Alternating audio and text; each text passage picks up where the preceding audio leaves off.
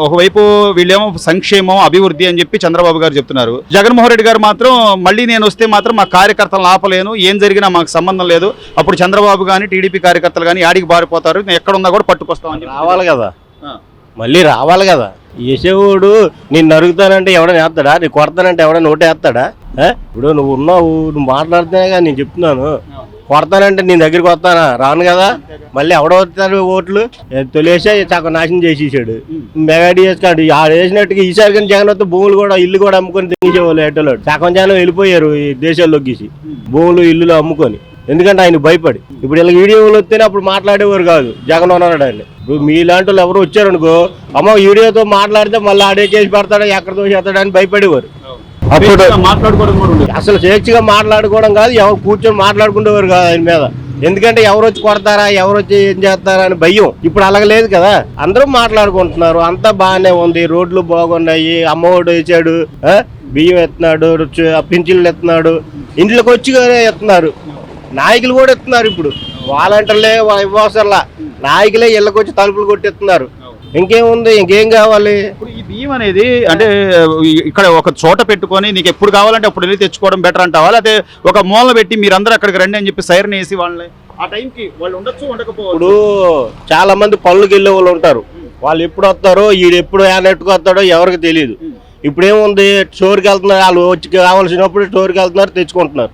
Van వచ్చే టైంకి వాళ్ళు పనులకు వెళ్ళిపోతారు, ఉండరు. ఇటు 10ంటికి వస్తాడు, 10ంటికి షాప్కి వెళ్ళిపోతాడు. వాళ్ళు అప్పుడు ఏమెత్తాడు, ఆ ఉన్నవి తీసుకెళ్లి ఎవడో స్టోర్ మళ్ళీ అమ్ముకోవడం బ్లాక్ లో అమ్ముకుంటున్నారు. ఇప్పుడేమో లేదు కదా, ఇప్పుడంతా స్టోర్కి వెళ్తున్నారు, తెచ్చుకుంటున్నారు.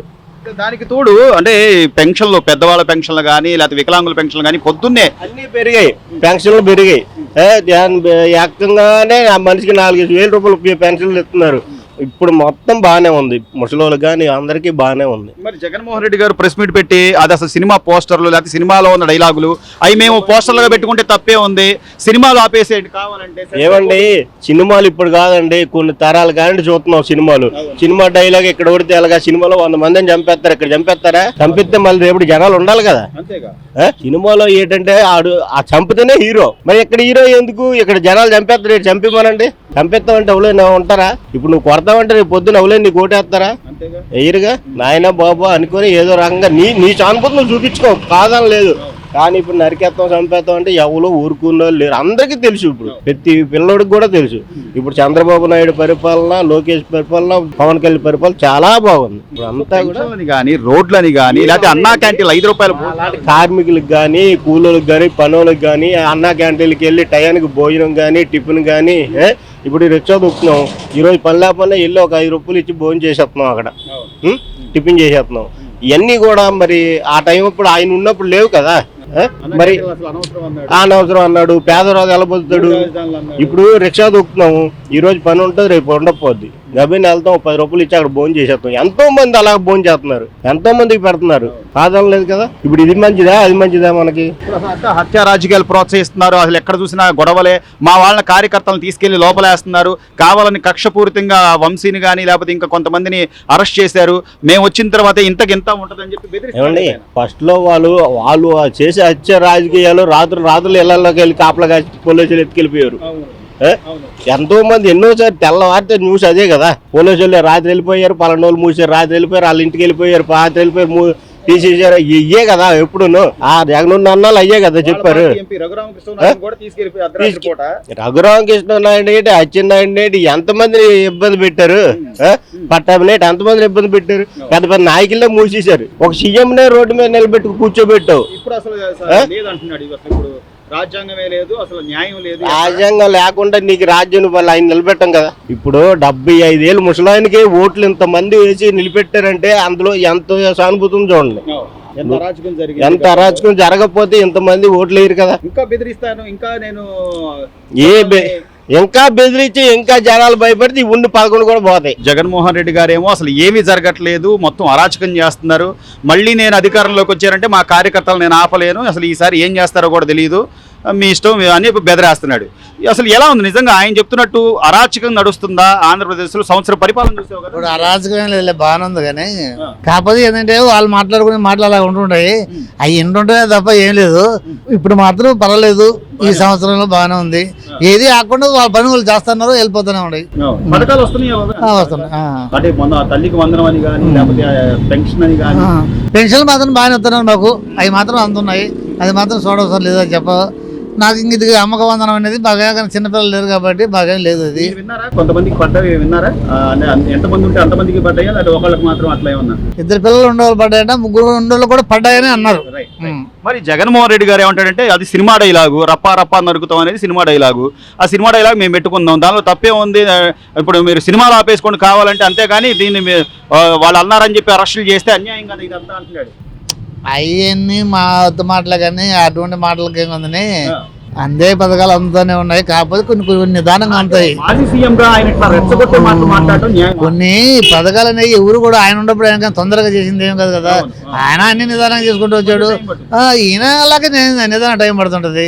ఈయన మాత్రం తొందరగా ఇంట్లో తెచ్చి కప్పుకొని కానీ చేతిలో పెడతారా ఏంటి? అక్కడి నుంచి పైన కేంద్రం నుంచి డబ్బు రావాలి, ఆ బ్యాంకులకు ఇవ్వాలి, ఆ బ్యాంకుల నుంచి వచ్చిన డబ్బు రావాలి. అవన్నీ వచ్చి నిదానం మీద అవుతుంటాయి. మీరు గమనించింది ఏంటి బాబా ఈ సంవత్సర కాలంలో? రోడ్లు అని కానీ లేకపోతే పెన్షన్లు అని కానీ, ఇప్పుడు కోటా బియ్యం కూడా ఒక దగ్గరే పెట్టి మీకు ఎప్పుడు కావాలంటే అప్పుడు తెచ్చుకోండి అని చెప్పి అంటున్నారు. మంచిదేనంటావు అది? అది ఇప్పుడే ఉంది, అది ఎప్పటి నుంచి ఉంది కదా. అది గత 5 ఏళ్లలో అయితే మీ ఇంటికే వస్తాయని చెప్పి ఎక్కడో ఇంటికి వచ్చేది ఏముంది, అది మాత్రం ఒక చోట పెడుతున్నారు, 10 మంది అక్కడికి వెళ్తున్నారు. అదే ఎవరింటికి ఏమి రాలేదు. కాకపోతే ఇంటింటి పథకం అని చెప్పేసి అప్పుడు అన్నారు. కానీ అలాగే ఇంటికి తీసుకొచ్చి ప్యాకెట్లు ఎవరు ఇవ్వలేదు. కాకపోతే ఒక చోట పెట్టారు, గతంలో నడుచుకొని వెళ్ళిపోయి తీసుకునే వాళ్ళం. అలా ఇప్పుడు కూడా అదే పద్ధతి అయింది అక్కడికి. అంతే, దాంట్లో ఏముంది. ఇప్పుడు రోడ్ల పరిస్థితి రోడ్లు బాగున్నాయి. రోడ్లు పర్లేదు. కూటమి ప్రభుత్వం అధికారంలోకి వచ్చిన తర్వాత పెన్షన్లు అని కానీ సంక్షేమ పథకాలు, ఎంతమంది పిల్లలు ఉంటే అంతమందికి తల్లికి వందనం అని కానీ ఎలా ఉంది పరిపాలన? మీ అభిప్రాయం ప్రకారం ఎలా ఉందంటే? ఇంతకుముందు ప్రభుత్వం మీద అయితే ఇప్పుడు ప్రభుత్వం పర్వాలేదు. ఎందుకని పర్వాలేదు అంటారు?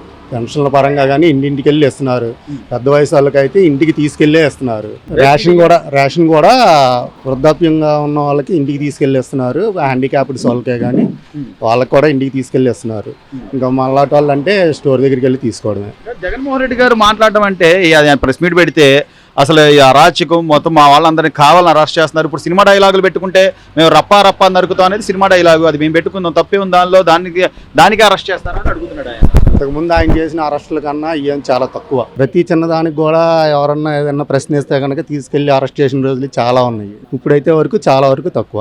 న్యాయపరంగానే జరుగుతున్నాయి, చట్టపరంగా పోతుంది ప్రభుత్వం అంతా కూడా. నిజంగా జగన్మోహన్ రెడ్డి గారు మళ్ళీ నేను వస్తాను, సప్త సముద్రాల అవతల ఉన్నా కూడా తీసుకొస్తాను అని చెప్పి ఈ బెదిరింపులు అనేది కరెక్టేనంటారా సార్? ఒక రాష్ట్ర మాజీ ముఖ్యమంత్రిగా నువ్వు చేసి మళ్ళీ మేము వస్తే మా కార్యకర్తలు నేను ఆపలేను, ఏమవుతుందో తెలియదు, అందుకనేగా మొత్తం అంతా కొంచెం అణిచివేశారు ప్రజలందరూ కలిసి. ఆయనకున్న అట్లాంటి మాటలే కానీ, ఆయనకున్న ధీమా కానీ, ఆ రౌడీజాలే కానీ, ఇంతకుముందు చేసిన రౌడీజాలు ఇప్పుడు వాళ్ళకి మైనస్లు అయినాయి. 2-1 మిగిలినాయి. ఇంకా తెలుసుకోలేకపోతున్నారంటారా? తెలుసుకున్నా కానీ మళ్ళీ రెచ్చగొడతా ఉంటారు, వాళ్ళు రెచ్చిపోతా ఉంటారు. దానివల్ల లాండ్ ఆర్డర్ ఇబ్బంది అవుతుంది. లాండ్ ఆర్డర్ అంటే ఇంక ఏ ప్రభుత్వం వచ్చినా కానీ వాళ్ళు ఉపయోగించుకుంటున్నారే కానీ ప్రజలకు ఉపయోగపడేట్టుగా తక్కువ లాండ్ ఆర్డర్ అనేది. సో మొత్తం మీద ఎలా ఉందంటారు సంవత్సరం పరిపాలన మీరు గమనించిన దాని ప్రకారం? ఒకేసారి ఏది కూడా వెంటనే రిజల్ట్ అనేది కనబడదు, నిదానంగా కనబడుద్ది. ఒక్క సంవత్సరంలోనే రిజల్ట్ మొత్తం కనబడాలంటే ఎంతవరకు కనబడుద్ది? వాళ్ళు చేసిన దానికి ప్రతిదీ కూడా స్కామ్లే వాళ్ళకి. నిదానంగా కనబడుద్ది రిజల్ట్. ఒక్క సంవత్సరం అంటే పర్వాలేదు, ఇప్పుడు వరకు కూడా కొంచెం నిదానంగా మౌలిక సదుపాయాలు పర్వాలా చాలా వరకు. ఇక్కడే కాదు రాష్ట్రం మొత్తం మీద చాలా వరకు పర్వాలా. Please subscribe to Leo News for more videos.